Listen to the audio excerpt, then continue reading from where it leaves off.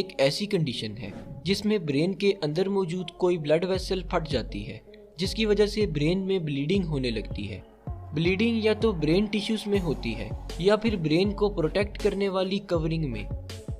Brain की covering को meninges कहा जाता है और ये कवरिंग 3 लेयर्स पर मुश्तमिल होती है। इन 3 लेयर्स में ये जो मिडल लेयर होती है इसे एरेचोनाइड मैटर कहा जाता है। ये लेयर हाईली वैस्कुलर होती है, यानी इस लेयर में बहुत ज़्यादा मिकदार में ब्लड वेसल्स ट्रैवल कर रही होती हैं, जिसकी वजह से बाज़ औक़ात इस लेयर में मौजूद ब्लड वेसल्स फट जाती हैं, जिसकी वजह से ब्लड लीक होकर इस लेयर में इकट्ठा होना शुरू हो जाता है।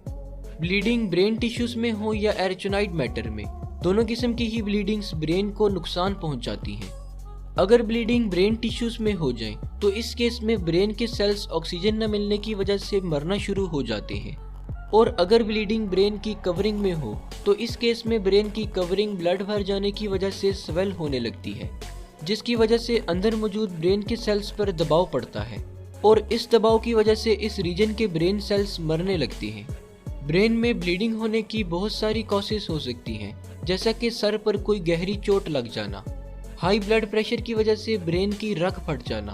ब्रेन में ट्यूमर का मौजूद होना या फिर मरीज को कोई ब्लीडिंग डिसऑर्डर होना वगैरह। अगर ब्रेन हेमरेज के सिम्टम्स की बात की जाए तो जैसे ही किसी शख्स को ब्रेन हेमरेज होता है उसके सर में शदीद दर्द होने लगता है और इसके साथ वॉमिटिंग भी हो सकती है।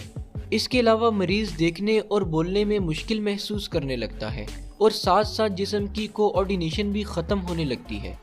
अगर ये सारी सिम्टम्स किसी शख्स में शो हो रही हों तो इसे फ़ौरन डॉक्टर के पास ले जाना चाहिए, क्योंकि अगर ब्रेन हेमरेज की ट्रीटमेंट में ज़रा सी भी देर हो जाए तो पेशेंट की डेथ भी हो सकती है। ब्रेन हेमरेज को ट्रीट करने के लिए सबसे पहले ये जानना ज़रूरी होता है कि ब्लीडिंग ब्रेन के कौन से हिस्से में हुई है और इससे ब्रेन का कितना हिस्सा डैमेज हुआ है। ये सब चेक करने के लिए डॉक्टर सीटी स्कैन या MRI करते हैं और जब डॉक्टर्स देख लेते हैं कि ब्लीडिंग किस हिस्से में है और कितनी है तो इसके बाद ट्रीटमेंट शुरू कर दी जाती है।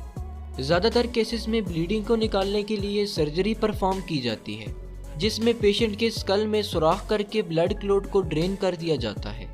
ट्रीटमेंट के बाद अगर मरीज में कोई फिजिकल एबनॉर्मेलिटीज़ रह जाएं, जैसा कि चलने फिरने और बोलने में मुश्किल हो, तो इसे दूर करने के लिए फिजिकल और स्पीच थेरापी की जाती है, जिससे जल्द ही मरीज सेहतयाब होकर अपनी रोज़मर्रा की एक्टिविटीज़ ठीक से परफॉर्म